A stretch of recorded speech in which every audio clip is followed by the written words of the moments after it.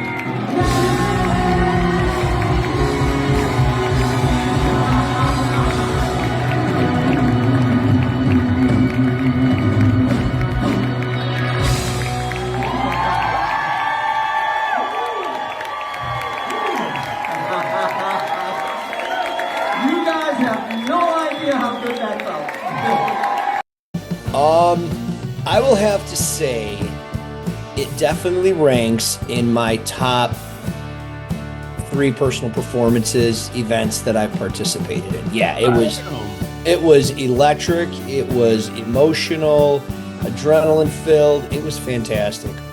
I mean, the videos I saw, Mike, especially like, I mean, one that I keyed in on was Man on the Silver Mountain, which is one of my all-time favorite Rainbow tunes. I'm a wheel, I can roll, I can feel. Love it. I forgot his name. The bass player was doing You Got Another Thing Coming. That was Tommy. And then I saw it from a distance. Somebody had filmed Vehicle. That was really good. Yeah.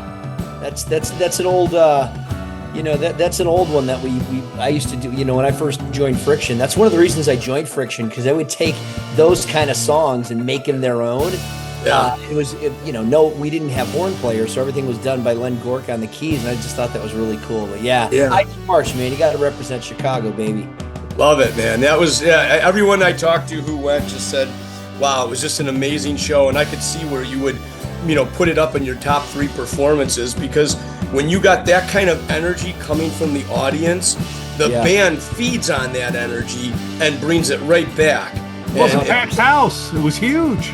It was packed, man. I was talking to Bonnie afterwards, and I always want to get a sense of, how was it, right? Because you can't really tell when you're on stage. You kind of got an idea, but she said they had to open up the overflow parking lot, which is something they usually only do in the summertime, and for special events. So that was, special events like the turkey ball festing that they do, and the St. Patrick's one, right? That's Shamrock Shake thing, Shamrock Shake, the Shamrock Shuffle. Yeah, no, but it was great, man, and just getting up there with the guys again, and it was awesome, and having guys like Rhodesy up there, coming up and doing a couple songs with us, and Dave Eakins from Rumor Has It jumping in and doing a couple. It was just great, man. It was a feel good afternoon. Yeah, sorry to have missed it. I had a wedding that I had to go to, so. No, that's okay, buddy. I get it, man. I'm just watching the videos, Mikey D. You guys killed it. How long did it take you to come down from that high, man? I'm still buzzing, and it's not, it just, I mean, the history I have with these guys, right? I mean, I joined Friction in 2008. So this is technically 17 years ago, right? And I mean, we've been through marriages and divorces and deaths and births and everything together, man. It's just, there's just so much history there, and it's crazy because I liken it to like the island of misfit toys. If you looked at us, we do not look like a band. I mean, we're just a bunch of guys that get out there, but it works. And we were laughing about it.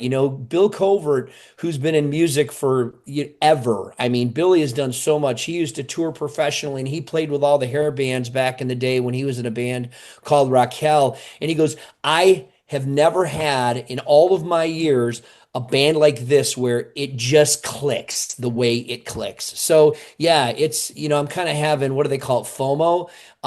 It's not FOMO. I'm just having that total letdown of like my boy. It's like a wedding is over, that big event. Christmas is done. Now we got to pack everything away and wait for next year. I'm still coming down.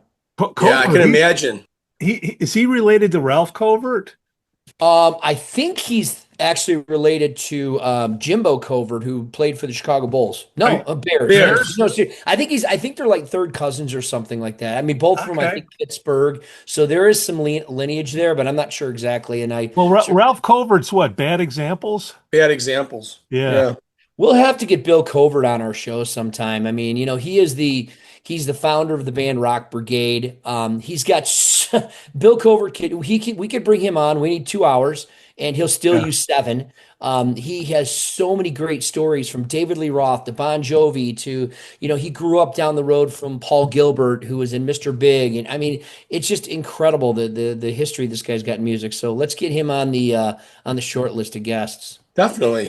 I missed you though, Pete. I was hoping I'd see you on Saturday, but I was quite a ways away. I was checking out Rhode Island. Really? Rhodesy Island? Rhodesy, I'm dead serious. Rhode Island. Nice. The island of Rhodesy. Man, awesome. Might be the new nickname. That's it, man. I got my own state. You do. You're going to be our island girl. Island Island girl. girl. I don't know the next line, but I know that's there. Rhodesy, I heard you kicked ass the other night or afternoon. I had so much fun. I'm forever grateful to be able to share the stage with Mike and Bill and Len and Hefe. I mean, that was just. Hold on, Rhodesy, you got some issues. Log I got out, log back static. in. Cracklin' Rhodesy. Cracklin' Rhodesy, get on board. Rhodesy.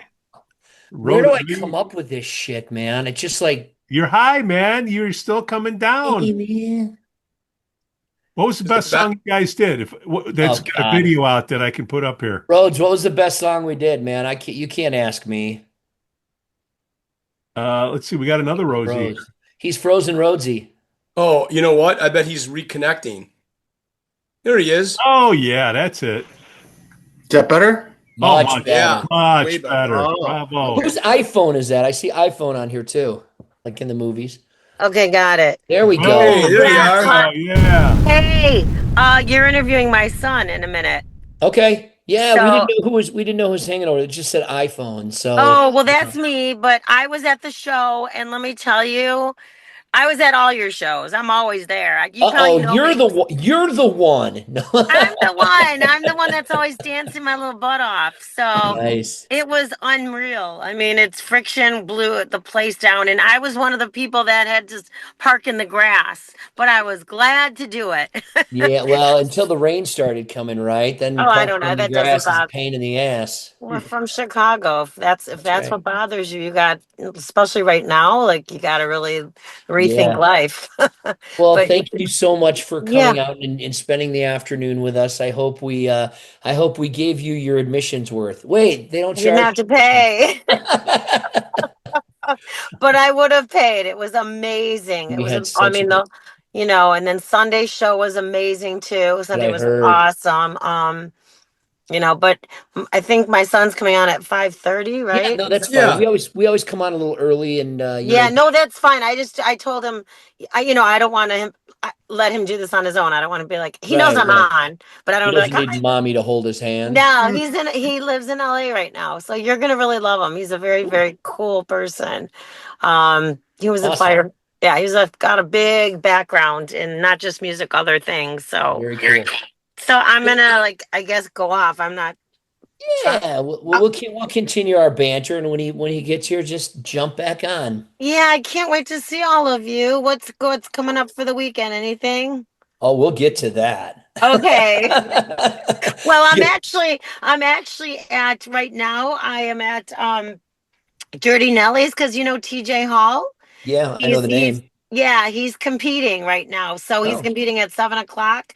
very He's from cool. Disco Circus and Okay, from Libido Funk. So got it. Right, right, right. after I do this with you guys, I'm literally in their parking lot so that I can see my son and you guys, Cool. and then I'm gonna hop on over and support my friend. There So you go, man. We love the support. Thank you. yeah, he's Super fan. good. That's awesome. Oh, TJ Yeah, Hall.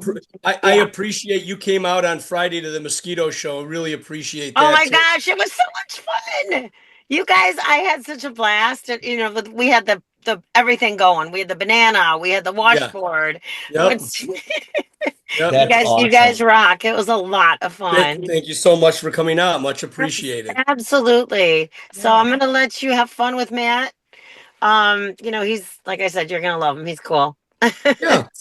All right, I'm gonna figure out how to do this so I can still stay on. Toodles. Thank you. I'm used to doing this. I'm See used to ya. doing it for work, so it's different when you're doing a work thing than That's right. social. So Tell I'll us about see. Yeah, right. Okay, see you guys. Peace All right, out. we'll Yeah. see you soon. Love, live, music, and hair grease, as Robin says. So, Rhodesy, Yeah, what's up, buddy? How's the friction hangover treating you today? dude, I'm still buzzing. I'm still I'm buzzing. sure. I'm actually not only am I buzzing, I'm surprised I can talk. I was really concerned about, and I told you this at practice, going into this show, not having performed that much music personally in 3 years, 4 years, right? So I didn't know how it was gonna, how it was gonna fare. But I'll tell you what, man, when we wrapped up that last song, I looked at Jeff, I go, I got another hour in me. We could have done 3.5 hours show. Absolutely. Not a problem. Not a That problem. was awesome. Like I said, being out in the crowd and watching you guys, just electric. I mean, just awesome. I mean, I was telling everybody later on that night, you guys just blew the roof off that damn place. Well, I always You love, really you did. know, and Pete was asking me what was the best song. It's really difficult for me to say because I have my personal best that I perform, and then I have my personal best that Jose performs, and my personal best that Jeff Yeah, performs. but You you're the know, so lead it's singer, dude. What was the best song? You know. I really, you know what? I'll tell you what I thought was, Mike. What's that? Beautiful Girls in Chicago. You know why?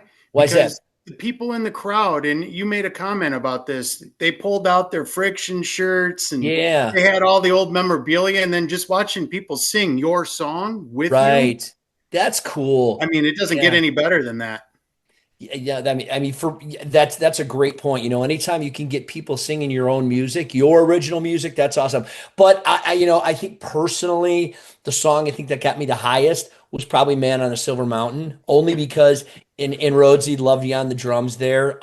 It's just one of those songs you don't expect Friction to perform, right? You know, because Yeah. we're kind of dubbed as a classic rock band, which is fine. Yes, we did our journey.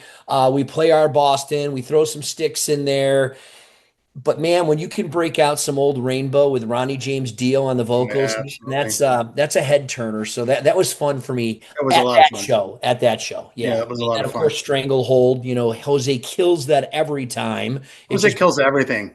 yeah, he's Actually, all you guys do that. And when I was getting broken up, I mean, that was the thing that was so cool was, to be able to jam with you guys and just look around and there's Bill in my face and he's laughing at me. And, again, it's just electricity on stage you guys have. I mean, I appreciate that. that was You know, awesome. Family affair. Speaking of it, family, Matt yeah, Ventrelli he's Here strolling. he here. is. Your mom says bring home a Hello. quart of milk. Yeah, bring home a Of quart of course. milk, a gallon of milk, a loaf of bread, and a stick of butter. She's a little far away from me, but I'll try. Matt, welcome. We've heard so much about you all the way from LA, Thank you. right? Yeah. Yeah, yes, sir. Don't call Rubbing me that sir, I in our work for a face. living. What's Give, that? don't call me sir, I work for a living. Give us your background, Okay. man. Tell us about your musical influences and so forth. Don't worry, Matt. You'll get So, used to Pete. No, you won't. all good. So originally I was studying physics in school, and I've always just been like I love live music. I always went to concerts and stuff, and I never went the musical route because I just was always told, like get a job that makes you money. Obviously, that's what makes the most sensible approach. So ended up going to college and I started taking up music production on the side.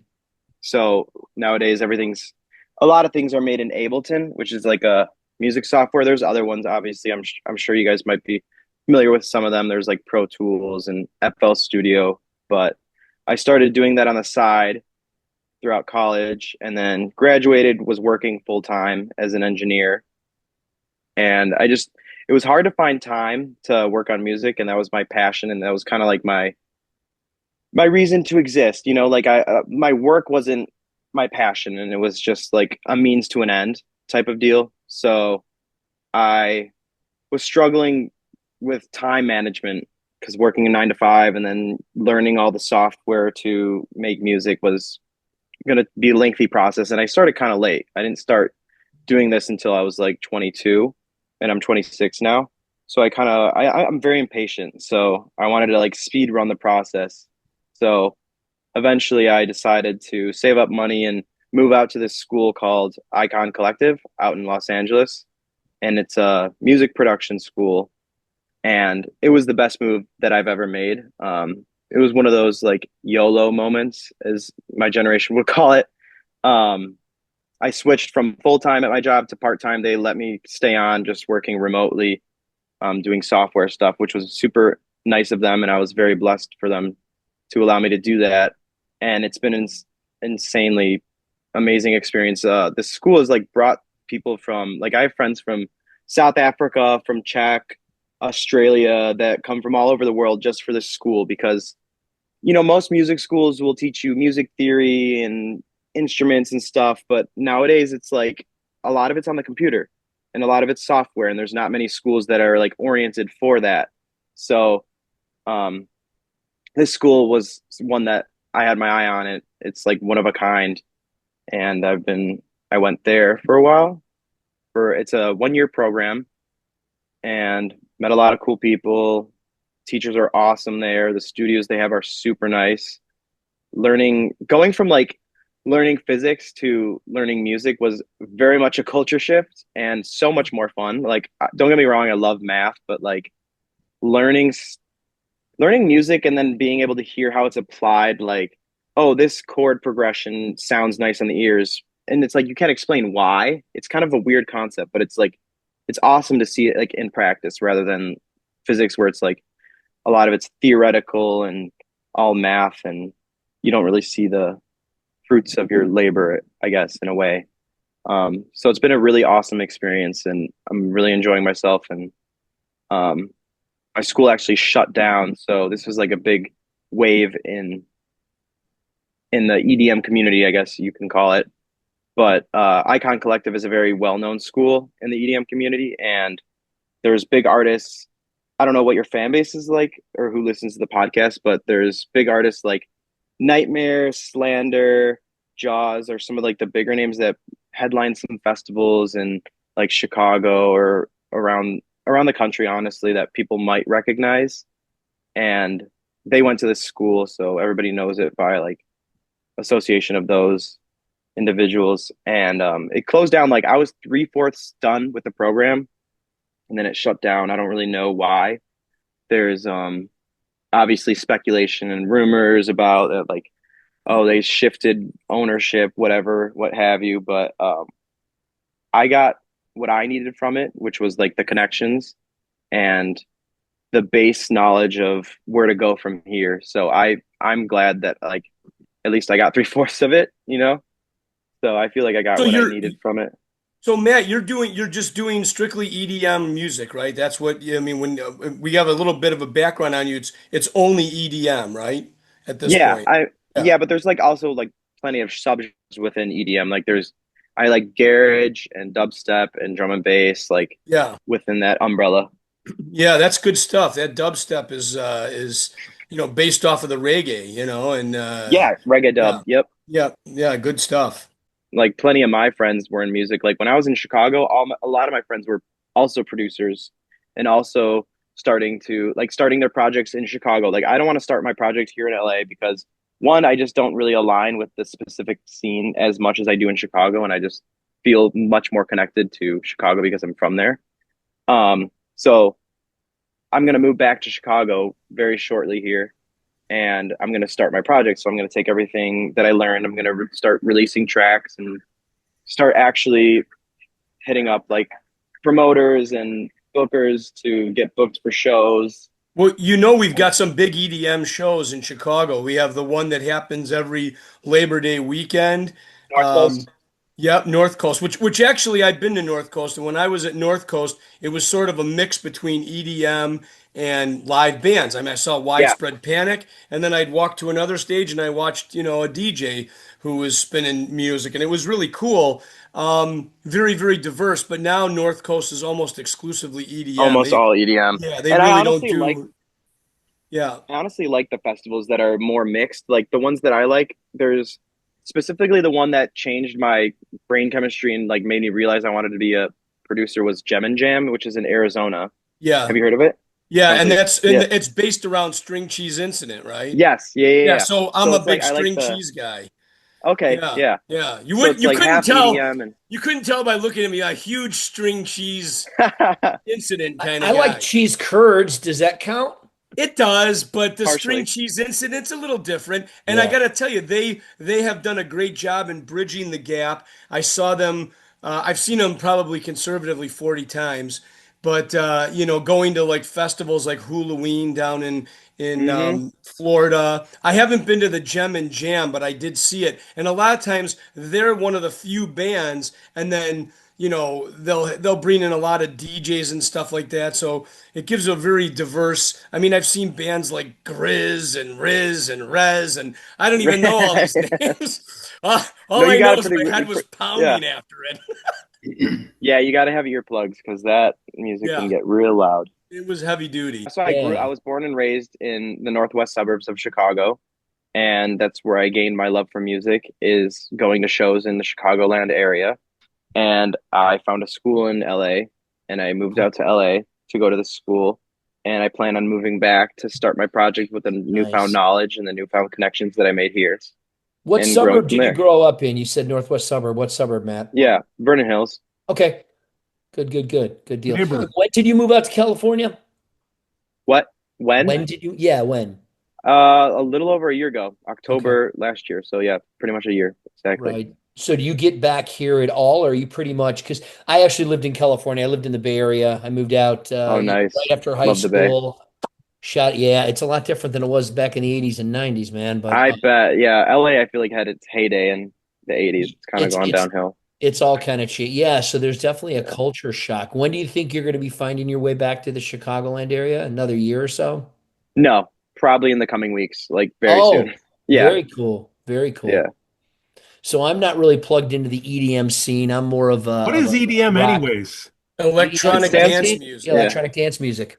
Oh, okay. So that's a oomph. Well, Well, yes and no. back in the Saturday That's Night Live days, that's what it was. Well, that's like four on the seriously, floor EDM. you're asking what our demographic is, and Yeah. it's between 40 and 50.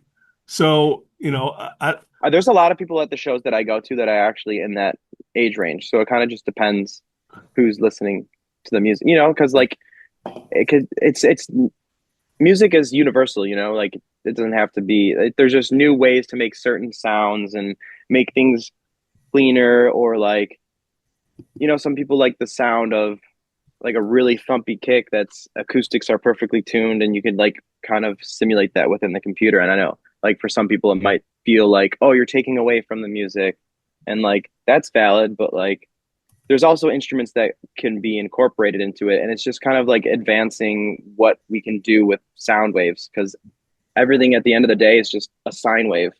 Right. frequencies. So let So me I ask got Frequencies, an you this man. question. Oh, interesting thing to throw at you, Matt. So, and this is a few years ago, but I was asked to sit in with a DJ, DJ Hedge Money, aka Matt Skirving, local guy, and he says, why don't you come and bring your djembe and some other percussion, and I'll spin the music and you just keep playing along, and it really worked out well. And I had a bunch of people. I did it twice with him. I did it at the Pumpkin Fest in Highwood, and then I did it at a bar called Teddy O'Brien's in Highwood. I did it as a like little go-between on a show that was with a reggae band. Actually, I was playing with the reggae band, so I was already there. Mm. And and it's funny, when I did that, I had a lot of people come up to me after I was done and said that was very cool, because we weren't just watching a DJ, we were watching you playing along live with what the DJ was spinning. Now, a lot of his stuff was string cheese incident type stuff, like that Yeah. kind of groove. geez. But I gotta tell you, that's something that even maybe you would consider, that as you're spinning these things, maybe getting to some kind of a looping or adding some real instrumentation along with it. I think every time someone can do that, whether it's even like something simple like bongos, you're just adding some rhythm on Humanistic. top of what's Yeah. going. It was really No, cool. absolutely. Yeah.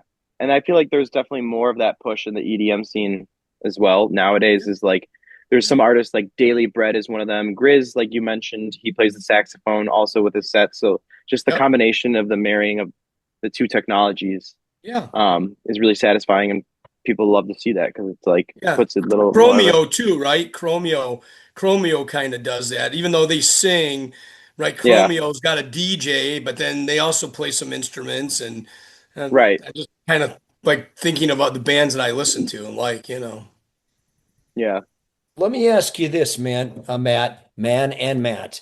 Um, And AI Matt. technology, brother. I mean, AI is taking over everywhere, right? So a lot of what you do yeah. is computer work. I mean, obviously, you got to sit there, you got to put this stuff together, you got to make it kind of hum and drum and work.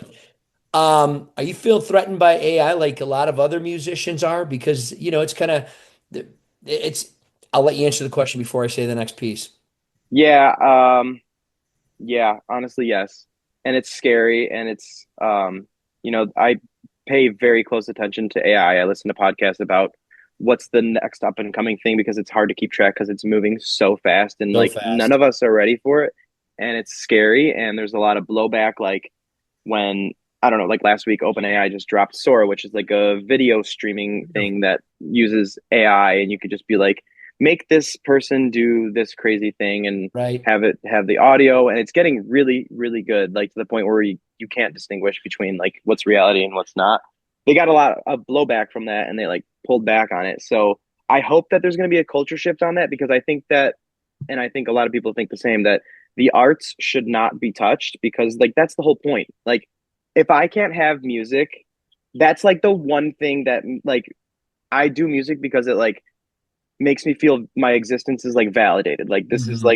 like there's something bigger than me that means more. Like that's why I wasn't fulfilled with just my job as an engineer. I wanted something to, have like a legacy leave behind, and like my imprint on the world, and like, spread positive music, and just like throw positive energy into the world. And if AI takes that from me, Yeah. I don't know what I have left.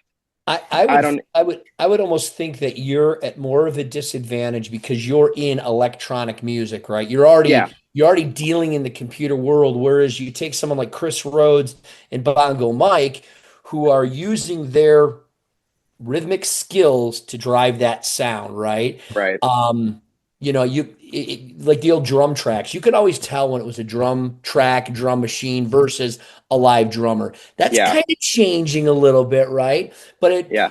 from an electronics perspective, electronic music, man, that's I think it's going to be a tough battle for you for You guys can like you. already make like a whole song with Exactly. AI. That's my There's point.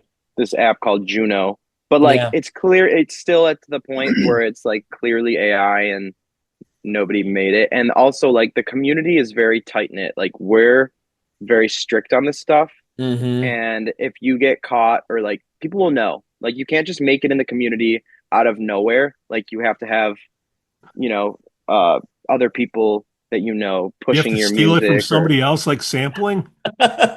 no, I'm just saying like people would know, like to make it in this community, you have to have other artist friends, and they would clock your shit. They'd be like, this is AI. Like, How big is the community? When you say the community, of course, that could all be a matter of perspective. yeah. So like I said, it's very nuanced question, because EDM is one umbrella, and then under that umbrella, it's dubstep, and under dubstep, there's Okay, also okay. another umbrella. So it could be anywhere. Like, I don't know how to translate this into like maybe like a metaphor, like a kind of like a tree. Like Family tree? Talk to me the like I'm a main stem is like, 6-year-old. okay, You so are a 6-year-old. the main trunk of the tree is EDM, and Got then it. it branches off into like a bunch of different leaves, and you could start in like a super niche genre, like mine is fairly niche. I would say it's UK inspired dubstep, like deep dubstep also it's called, or 140, which is a stupid name because there's plenty of genres in the 140 BPM, but for some reason we chose to call it 140. And you could become a large leaf in that branch, and then kind of just be more. This metaphor is losing it, but like so big Like a twig and festivals berries. like Ultra Miami. Well, I'm trying to say that like if you grow large enough in your niche genre, you could be playing like the mainstream EDM events like Ultra Miami or Lollapalooza or Bonnaroo. Like Hmm. if you make it big enough in your subgenre. But so that's how large the demographic is, I would say. But it gets really small too. Like I went to a festival in the bumblefuck Tennessee called Soundhaven. There was probably like 800 people there, but the stages were like massive, and that's really cool too. That's a whole other story. But so it goes from small to Ultra Miami large, or EDC. Is Matt, like Burning Man the Super Bowl? Burning Man, yeah, absolutely. Met a lot of people out here actually that go to Burning Man. Matt, educate me because you got the EDM people, and then I got my old friends that were like DJs scratching and all that. You Yeah, had Tupac on the Frankie West Coast. Knuckles. Yeah, from Chicago, yep, and on the East Coast you'd Julian have Perez, Yeah. Bad Boy you Bill. you you'd have the big guy. Like what has changed from those days to because you still have like the headphone in the one ear, uh-huh, you're yeah. doing all that stuff, but you'd have the old school DJs saying like, "Oh man, you guys are not AI, but you're Oh, not it's doing the just work the that I technology did." just is like very much like having training wheels on your bike now. Mhm. And scratching is still very much alive. Like the EDM scene, I feel like does a good job at keeping old culture, or not. I don't want to call it old, keeping traditional culture. So a lot of my friends are like practicing how to scratch and stuff, and it's mostly the advances are in making sure when you're lining up tracks and DJing, it's like much more easy to just flow into the next song or something. Like before, you wouldn't have any displays that shows you exactly, like it shows like a waveform of where you are in the song now. Back then there was just records with, you'd have to just Well, kind you of had to eyeball hear, it. you had to memorize where you stopped it. Exactly. Now you You get could the just numbers. It's visually so, see. Yeah. yeah. Yeah. So, I mean, yeah, it's kind of cheating in comparison to that, but Well, we're all cheating. We're all stealing. This has been going on yeah, forever. What do we, exactly. I why mean, are we putting it's anybody's inevitable music change. down? Yeah. So, Well, hey Pete, all them DJs back in that day, they were stealing Motown, funk. I mean, Dr. Dre made a living off of, my life in the city, yeah. that kind of stuff. I mean, I No, couldn't imagine if what Dr. Dre is doing it with, today, if he's even touching any producing. well, first of all, I'm no music expert. I'm just saying tongue in cheek. Hey, everybody that's trying to be a music elitist, hey, chill out. Everybody's been stealing, everybody's been borrowing, this AI, chill out. If you like it, you like it. It's, can you get a crowd together? That's all you're doing. You're trying to get a crowd and make yourself happy. If you can do that and connect Right. with the crowd, okay, great. So Well, chill here's out. what I want to know. Maybe you guys can answer this for me, but if we all took one, let's say 2 sentences, and put that into our AI, whatever you use in Gemini, whatever, you put in there, you say, I want a country song and I want it written around these 2 lines. And we all did this using a different platform. How different would each one of those country songs be lyrically? Do you know what I'm saying? Well, you'd Like have to put in. Are you saying that we put in the exact same theme? we Like put we're in gonna write the the same exact song same. about how my dog left me, my pickup truck has a flat tire, and I have no cold beer. And see Because what. I'm wondering if we would all end up with a different country song. Yeah, I think we would. I don't think it would be the exact same song. Yeah, No, but it definitely country's not won't. even country anymore. It's pop. Well, I think it's it doesn't matter if it's country, if it's rock. Yeah. Here's also what I think it does though too, because technology is really smart, right? So as I'm using whether it's Chat GPT or it's Perplexity, whatever it might be, it's it's using everything that I do on the internet to kind of build my profile, right? Right. So if I'm always looking at, Chevy trucks, it's probably going to write about a Chevy truck in that song if you're looking at Ford's, you know what I'm saying, Chris? Yeah. Yeah. So it's Yeah. it's not nothing else. I mean, it's like everything else. It's building an algorithm based on you and based on your profile that you're creating your carbon footprint on the internet. So to answer your question, it's going to be different. Yeah. And that's my point. Like, I'm not very good with lyrics, but I have all these song ideas in my head that I can Yeah. actually kind of give it an idea of what I want it to sound like. And then I give it a few lines, and then next thing you know, I got an album. And that's really what AI was, today's purpose of it is really right. You give it the prompts and you kind of guide it. You don't use it as a Bible, you use it as a framework or Right. guardrails, and then from there you can tweak it to make it your own. But Yeah. we're going down a rabbit hole. We can have this conversation another Well, time. Yeah. I no, know. well, Talk about you this for you days. use an AI to help you with critical thinking to ask a better question and save your brain power for something more important, right? 100%. I mean, I use AI in everything. I work for a large outsourcing organization, and AI is weird. I mean, we are a digital company. We use AI in everything that we do. And you look at these long processes where in the past it was all human intervention. Well, now you look at that, you flatten it out and say, okay, well, in this point in the process, we can drive in AI agents to change this and reduce the amount of work that they have to do down here. Same thing with songwriting, man. You can Yeah, you sit there can and just leverage it. tweak it, tweak it, tweak it, tweak it, tweak Absolutely. it. So, Matt, what's the magic prompt, man? Give me 4 chords at what's the beat per minute? What's 140. Well, that's a good question. I mean, like that's the thing. Like with a little music knowledge, if you write the correct prompts, you can make a beautiful chord progression. And be like, oh, add ninths to these chords. I want it to feel emotional and deep, and it could like translate those words into yeah. a But mathematical. You so want to look at. what is the magic time where you're hot, Matt? Because us youngsters, we're about 3 in the afternoon. I think you're like 12 hours later, aren't you? Like, how does that work? Wait, Your crowd. Hot in terms of what? Like crowd coming out and Oh, dancing and Oh, okay. Like okay, so this past weekend I went to a show. My friend played it. The show started at 9 p.m. The headliner went on at 1 a.m. that's what. Yep. Yeah. I remember yeah. And the So kids don't get pissed. They're just there forever. No. Yeah. Well. Well, they're on Molly or whatever. Is Molly? Yeah. Exactly. Not that as much. That's more for like festivals, but Okay. Oh, festivals. Yeah, you're not taking Molly more and for the going to a bar. I don't concert. think. Yeah. Well, some people are. walking around with their pacifiers. yeah, Yeah. right. Oh God. Yeah. But 1 to 3. Let's see. The Chicago bars, they still close at 5 on Saturday night. They have to close Some of for an them. hour. For Yeah. what? Is that the rule? Wow, that's crazy. Yeah, I don't. Not every bar is They have open to that close late. for an hour. Yeah. There's like Most of them are- specifically some 5 a.m. bars. I know that much. Continental. That's one of them. Well, explain the quote unquote EDM scene, electronic dance music scene. Our scene is 3 in the afternoon. Yours is 3 in the morning. What's going on? It's only 3 in the afternoon when Friction's playing. And that's because I'm old, man, and I want to be so far asleep at 1 o'clock in the morning, man. You'd be like, shit, I get 8 hours in. No, already. that's so fair. And like I feel like as I'm getting older as well, like the vibe is also shifting in the scene. Like earlier shows are becoming more like pushed.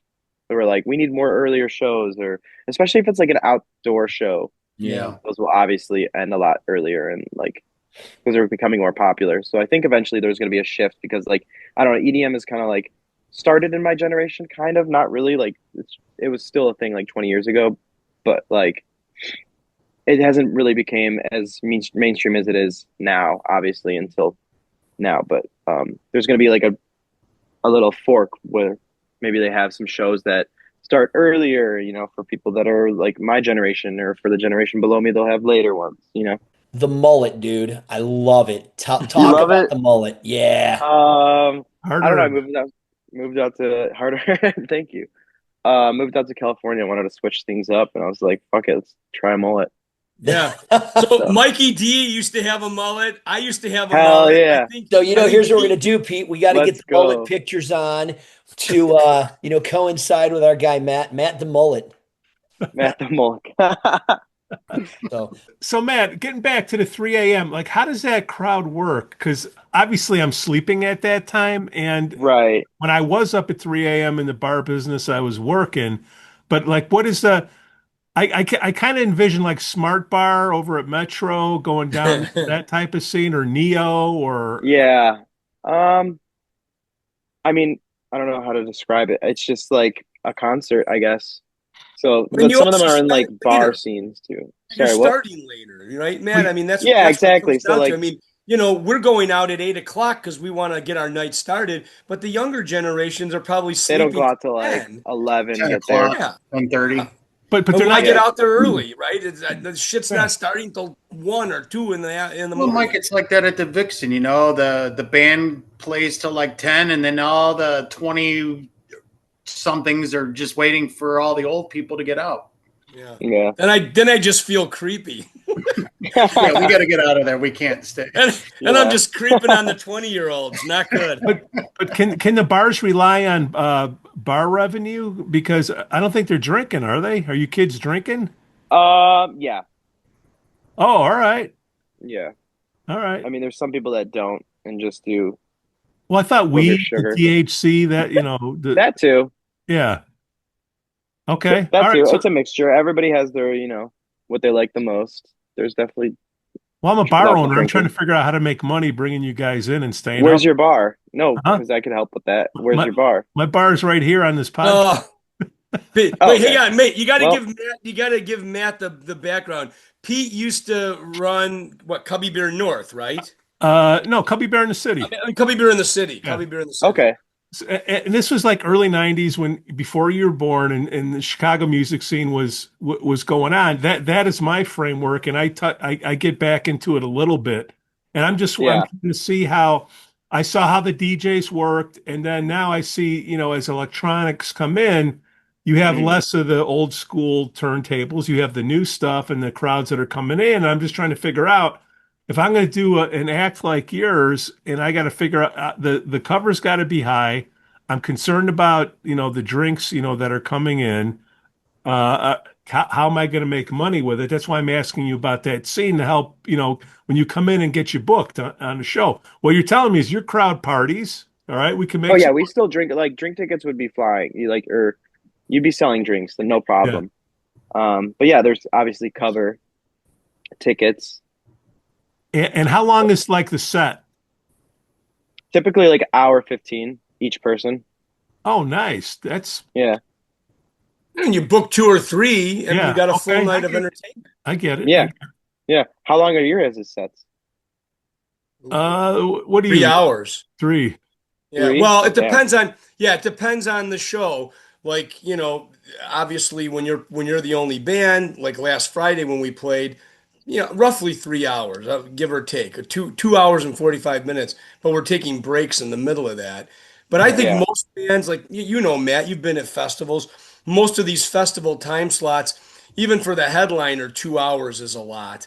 Yes. Yeah. Band playing, the DJs typically get an hour, hour and 15 max. Yeah, They, most of Yeah. the bars But string cheese plays for like 5 hours, well, I feel like. string cheese but they also take a break. But yeah, they'll do their 3.5, 4 hour shows for sure. I Yeah. I know mean, when I was younger, it was 9 to 1, and now it doesn't seem like you do 4 hour shows anymore. no. And plus, the bars want to get people out, and they want to, get their crew home and all that stuff. So, Yeah. usually 12:30 is a cutoff. Usually, Man, Quite have you been out to LA long enough to know the difference between the Chicago music scene and the LA music scene? Unfortunately, yes. Yeah, what's the difference? Like what do you notice? Like I said, like my genre's niche, so it's not like a whole representation of Yeah, LA as yeah. a whole, but it kind of does resonate with like the typical stereotype of LA, where it's just clout chasers and it's not really about the music. It's just wanting to look cool, and that's why I want to get out of here. And you can see that's the interesting thing is that this translates into what type of music they play to. Like dubstep came to the US like from reggae dub, and United Kingdom, England, took notes of reggae dub and kept it in their dubstep. In the US, we didn't really keep their notes of UK dub or of reggae dub.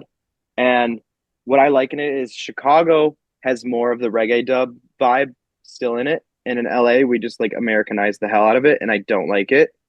And I don't resonate with the music at all. Like it doesn't drive any emotion from me. So that's the difference between Chicago and Bongo, LA scene. Bongo Mike, is that because ska was pretty decent here in Chicago that turned into reggae? I think ska definitely played a part in it, but I also think because of the diversity that we have in Chicago, we've got a lot of Jamaicans, we've got just a wide diversity, and I think I mean, reggae music in general has sort of changed over the years. Well, LA is pretty damn diverse. I'm just saying. It is, but is Yeah. it diverse? I don't know. I feel like it is, but I feel Chicago has that more diversity. I just do. I don't know. It's I've been also that way like many times. a very spread out city. So there's not very much sense of community. Yeah. It's all kind of like bubbles instead of Chicago where it's one giant mass. Yeah. So I I feel don't like think that it's also has some diversity. I think weird. it's flavor. West Coast, go all the way back to rap. East Coast rap, West Coast Yep. rap, different flavor. Chicago flavor, a little bit different than everybody else. You know what I Yeah. mean? It's not diversity, it's flavor. Yeah. Yeah. I agree. Flavor Flav. Influences too. I mean, so Matt, now you're doing this the dub step and stuff like that. Are you listening? Are you going back and digging into some of that old school reggae? Yeah. Whether it Lots was of Steel samples from. Pulse or Wait, I mean, let me write this down. Hold on. yeah, I got good ones for you. You like Steel Claw. there's a lot of great stuff out there. I'm a huge reggae guy, so I can talk this stuff all night. But Yeah. there's Burning Spear, there's Steel Pulse, there's Inner Circle. There's a lot of bands out there, and I'm thinking as you're trying to get ideas for how you want to create the stuff, aren't you going back and listening and digging into some of that? Because there's some rhythms and some stuff in there that you could obviously get ideas from. I don't know, Yeah, just some nice swing. No, I definitely do have moments where I like have like a reggae couple weeks where I'll just listen to like some reggae, but not as often as I probably should. I feel like I get most of my fix from the modern day reggae dub, what like is it's turned into kind of the EDM version of it, and I yeah, kind of draw inspiration from that. But yeah.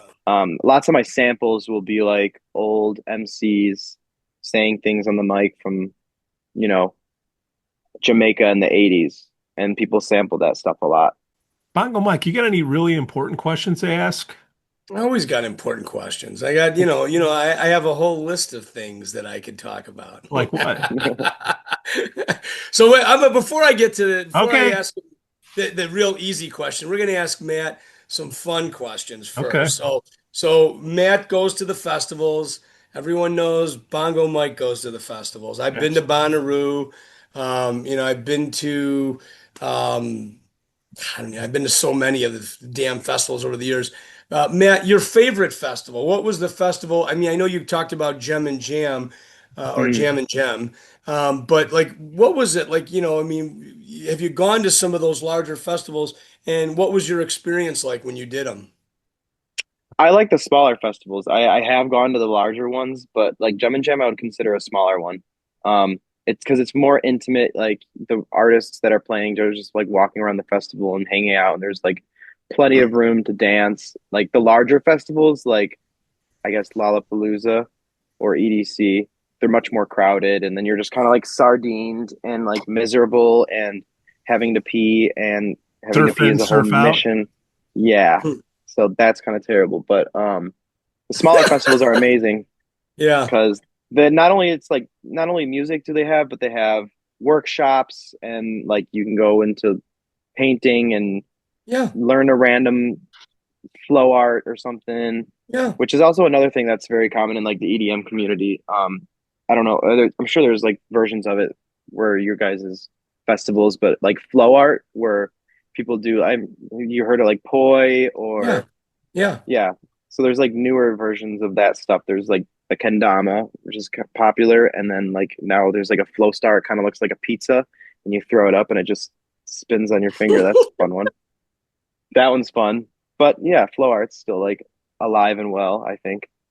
So what? So you like the smaller festivals as Yeah. opposed to your Bonnaroos and stuff like that, right? Mm. You're gravitating more toward ones where you can get a closer sense of community. 800 people to 1,000 people is a very small fest. Yeah, That's not. very much.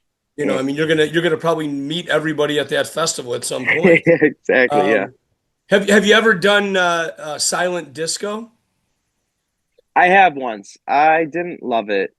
It's fun to try, but I didn't yeah, I didn't. It Yeah, was really how does weird. that work? Does It's kind you of get weird. the So They Pete, give do you you know what silent headphones. disco is? yeah, you get the headsets on. Is it a Yes. red or Yeah, so green? if you walk up to silent disco, I'm gonna give you my But interpretation of it first. It was at a festival in Oregon with String Cheese at Horning's Hideout, and I remember walking up to this area where the silent disco was. There's no music playing, and everybody is grooving. So there's like 200 people with these headphones on, and they're all grooving, and they're all getting into it. And I said, I'm pretty high. I think I'm gonna try it. So I get the headphones on, and sure as shit, I'm grooving right along with these people. But if you walk up to it, it's almost like you just walked into like a graveyard of zombies because you're Yeah. not hearing anything, but you're watching these people grooving, and they're all grooving together. So Matt, you give us your interpretation of it. I mean, yeah, pretty similar experience. I tried it like a couple times. One time was at Gem and Jam.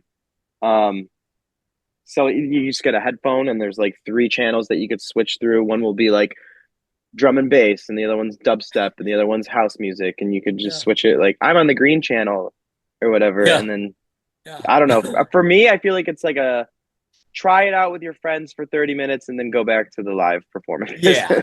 Yeah. I mean, it's like a late night thing. Like, I remember at Yeah, Horning's like a Hideout. side quest. Yeah, all the music has to end at a certain time. So at 2 a.m., when you're wandering around the festival, you wander up into the silent disco, and I just thought it was cool. We did it for like about a half hour. Obviously, at Yeah, some point, same. you just get tired of it, You're like, but okay, I'm over this. Yeah. yeah, but it's cool. It's fun. All right, No, so it's we cool. so with smaller festivals, so when you come to Chicago, you're going to try to see if you can get into possibly North Coast. I know there's some other ones. There's one that they do in in early. My niece went to it. I didn't do it, but she went. She's gone a couple years now. It's like in like May, like around Memorial Day weekend, and it's an EDM fest, and they got all the They keep trying. So there's like ones that pop up every once in a yeah. while that they'll try. I know like a couple of years in a row there was this one called Heat Wave. Yeah, that wasn't the one I was I don't thinking think of.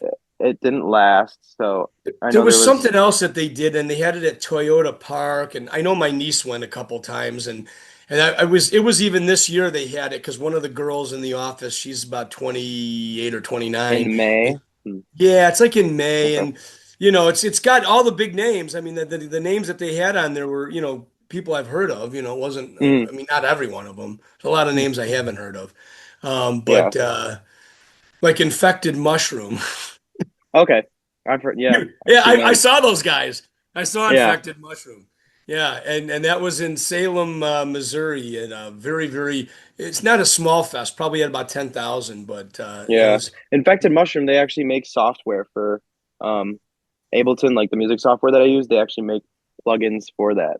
Oh, So nice. they're Look at very that. tapped into the music production on Ableton that Let, I'm let, familiar let me with. just say this. It's not oftentimes you can say infected mushroom and you actually have something that right, Pete? A Pete's conversation about yeah. Pete's laughing. Like you didn't think I was going to say infected mushroom and then find out that now they're doing they're doing the software stuff. Yeah. Yeah, anyway, good stuff, man. All right, well now we're going to get to the easy I love me questions. some infected mushrooms. Go ahead, Yeah, Mikey. I gotta tell you, infected mushroom was really good. I did see them. It was late night. I want to say it was about 2 a.m., but they were really good. You Are know, they purely like a jam band, or do they incorporate some like synth stuff in there? I just remember it was just a couple guys, and they were playing some instruments, and they had some, you know, uh, Keys. it was good. It was highly entertaining. It was groove music. A lot of times, we talk about laying down a groove, right? I mean, Rhodesy knows he's a drummer. Pete knows he's a bass player. So you're laying down a groove, and sometimes that groove can just carry you for 15 minutes. Yeah. Uh, which I Yeah. I love that stuff. I mean, that's Me I'm, too. I'm I'm a jam band guy by nature, but and I like the other stuff too. I mean, I like my heavy metal. I like all that stuff. But yeah, I do see a lot of That of jam. resonates with my genre. I feel like so you say like you lay down a groove and you can kind of vibe to that groove for like a whole 15 minutes. You kind of get lost, almost like a hypnotizing effect. Like Yeah, I feel like American dubstep has lost that, and it's all about like the wow factor. But the dubstep that I like has, like with the reggae drums, and it has like a yeah, nice swing to it, and I could yeah, just be bouncing up and down to the same groove for like 15 minutes. So I easily. definitely hear you on that. Yeah, and it's so cool because it doesn't have to be really intricate. It could be just rhythms layered on top of what's going on. Maybe you Yep. have a little keyboard part in there. Maybe Hmm. somebody noodles on the guitar for a second. But whatever's going on in that jam is I find it interesting. I know I have friends of mine that don't find it interesting, but I find it interesting. Yeah, I agree. Rhodes, you find that interesting? Very interesting. Hey man, like I said, I'm a drummer. I'm all about groove. I can just listen to a bass and drum pattern over and over and over and over and over again. Like I Yeah, I said, mean you it's get up to it, I'm all yeah. about it. And so, Matt, I got another one for you as we talk about drums and bass. Back when reggae music, was really starting to come into its own here in North America, there was a bass and drummer by the name of Sly and Robbie. And Sly and Robbie laid down a lot of that bass and drums that you hear on Black Uruyu, and they were on a lot of other things. But I mean, if you go look them up, Sly and Robbie were known for laying down that the dub beats, the grooves, and yeah, if you ever get a chance to check out some Black Uruyu, Black. I don't know how the hell to spell that. Uruyu, Uhru, Uruyu, Black Uruyu. I'll Anyway, figure it out. Yeah. I'll ask Oh, Sly ChatGPT and maybe. Robbie. Sly and Robbie is like, UHERU. when you think about Sly and Robbie, you think about all the stuff that they've done from reggae music and how integral they were as a rhythm section for that music. And I'm sure there's been a lot of sampling and stuff like that in what you do. I'm sure they're grabbing those rhythms and using them. So check that out. All right. Well, now we're going to get to the easy questions. So, Okay. Matt, these are the questions that we ask as we wrap up the show because we just need to know a little bit more about Matt aside from his music and his coming back to Chicago. He's leaving LA, the sweet mullet, the whole 9 yards. What we want to know. First question for you: what is your favorite Christmas movie? Ooh. Elf. Oh, nice. Yeah. Nice. We haven't had an elf yet, We have haven't we? had That's an elf. No. first. Well, he is under 30 or around 30, It's so that's okay. good. This is what we want. We want to understand when December hits. What is Matt watching? What's he going to sit Yeah, down? either Elf or Charlie Brown. Just Oh, for nice. So the yeah. traditional Charlie Brown. Traditional. Christmas. Yeah. Yeah. The old Yeah, one. where he gets the little shitty Yeah. tree. Yeah. Yeah. And he decorates it. Yeah, I got you. There you go. Okay. There's something to mix in right there. The Charlie Brown piano, if you haven't already. Ooh, there you go. A nice riff. It is a Get the nice dance riff. going. Yeah, you could do it. Second question: your favorite action movie? The action movie you love. You can watch it again and again and again. I think it was called Salt. It's like this Russian Oh, spy girl, and she just yeah, like with makes a rocket launcher out of an office chair. yeah, Angelina Jolie, right? Yes, yeah. That's badass. I'm on it. Wow, that's Yeah. you know what? That's an interesting one. That's one I don't think we've had anybody mention that one yet. No. You're Let's see. telling me I'm original. Favorite pig out food? Like you get home, night of dubstep in Ooh. it, and what are you gonna get? You're gonna get a pizza. You're gonna get an Italian beef. What are you gonna get? Yeah, What's your probably favorite Chicago food? You're a Chicago I guy. was gonna say some Portillo's, double dip beef Yeah, with hot peppers on it. there you go. Maybe a hot dog, maybe a chocolate cake shake, maybe a large cheese fry, maybe all of it. Yeah, nice. That's a full evening. I'm Yeah, Oh hungry. that's yeah, yeah. That's what you call a food coma. yeah. Then I'm passing the fuck out. Yep. Now this is a question I ask, and every time we have a guest on, whatever. Last week our guest, they a little bit older than you, so when they tell me the concerts, I got to go back and think about it. But I want to know what your first official concert was. Where you went to a stadium, a ticketed show. What was your first concert you ever saw? It was actually Billy Joel. My Nice. mom Your brought mom me take there. you? Yeah, Took yeah, you, she right? did. Yeah, Yeah, she's 'cause I she's a love good. Piano Man. Yeah, wow. Was that at one of the big stadiums like Soldier Field or? Beats me. I was like 6. Oh. You wearing those little headphones? Probably. Yeah, to a piano concert. Yes. That how you got Oh into man. DJing? I've Yeah, never exactly. seen Billy Joel. It's one of the few bands I have yet to see. So I could notch that one off my list. You don't All remember right, much so about it. Just remember I went. yeah, that's awesome though. I mean, that's a big. My first concert I was like 14, so I mean you beat me by Yeah. several years. But that's your mom's fault. We're gonna blame her on that. Yeah. Yeah, she's the one who dragged you. You're like Billy Joel. Who? I What? might have dragged her. No, I think I was the one that requested it. Really? Yeah, I think I had like a little obsession with him earlier 6 on. years old? He was a Yeah, well, piano maybe. player. I'm gonna Thank Oh, you. unmute. wait a minute. What are we Yeah, Hey, doing I'm what are you here? chiming doing? in here, bro. Hey. Matthew was a phenomenal piano player. Well, So well, we took him and his sister at the time. So that's that. He has a really good memory. I'm impressed, sweetie. Good job. yeah, All right, yeah. I'm gonna unplug because I don't want to embarrass him. But that's All right, iPhone. So, so, you got me, so, Mike.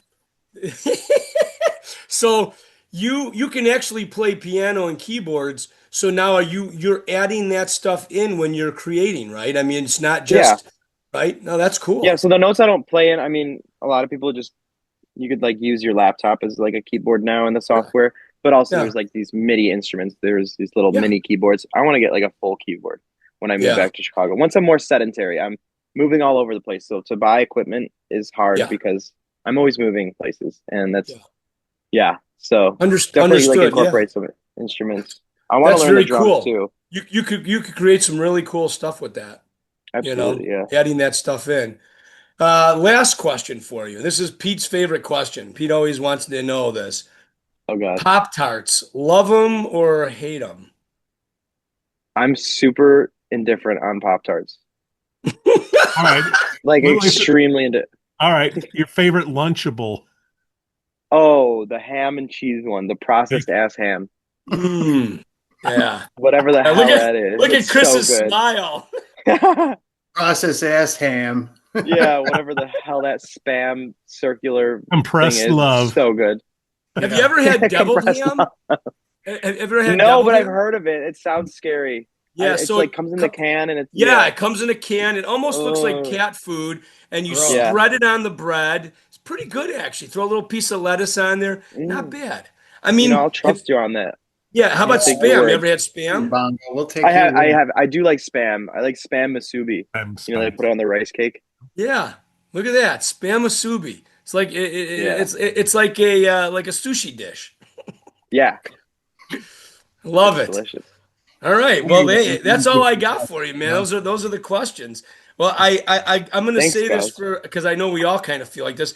We wish you good luck in coming back to Chicago and getting set up and doing your thing, and keep us posted on how you're doing, man. This is exciting. We don't get a lot Yeah. of EDM people on here, so I think you Yeah. might be our first. I don't know if you Yep. could tell.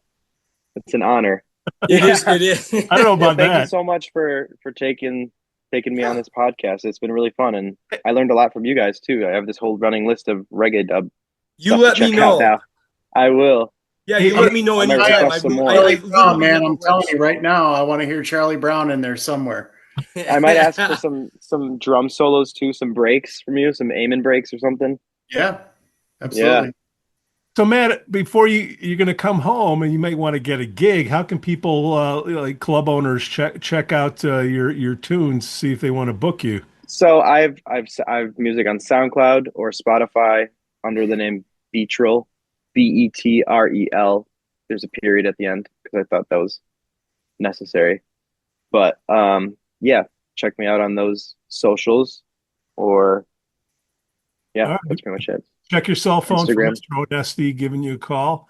Bongo Mike, what do you got coming up? You got a break now because we're I, coming in the fourth quarter now, right? yeah, I know. This fourth quarter, I tend to pull back a little bit. I don't push as hard. So next one is going to be our last show for the year for the Mosquitoes is going to be November 8th at the Sundance Saloon, and we're going to be paired up with our friends Jack Tripper.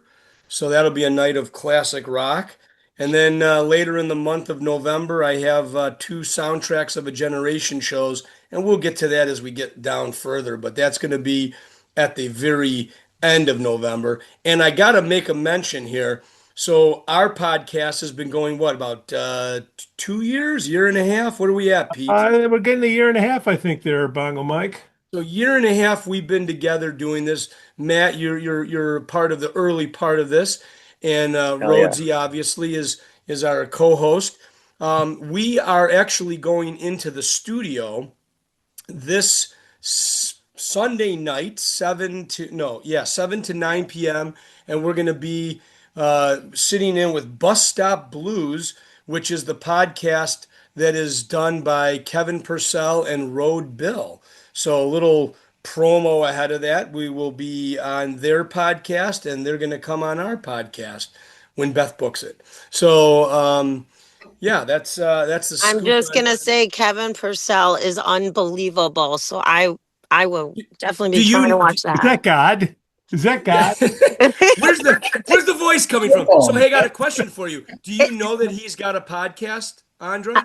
Yeah, I think I did know. I think I did know that. I've been seeing them for years. So, I think I did know that, but I just never went on a podcast before. So, Yeah.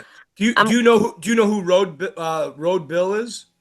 I've never heard of them, believe it or not, So it's not it's actually their sound guy. So Road Oh. Bill runs all the sound. So anytime you've seen Kevin Purcell, you have most likely seen Road Bill running around with the iPad doing all the sound. So him and Kevin Purcell run their podcast, and they focus in on a lot of blues. I think last week they had Ivy Ford, but they also do other, bands and stuff like that. But we're pretty excited to go on their show and talk with them. And that's actually unlike ours, which is you can actually see us.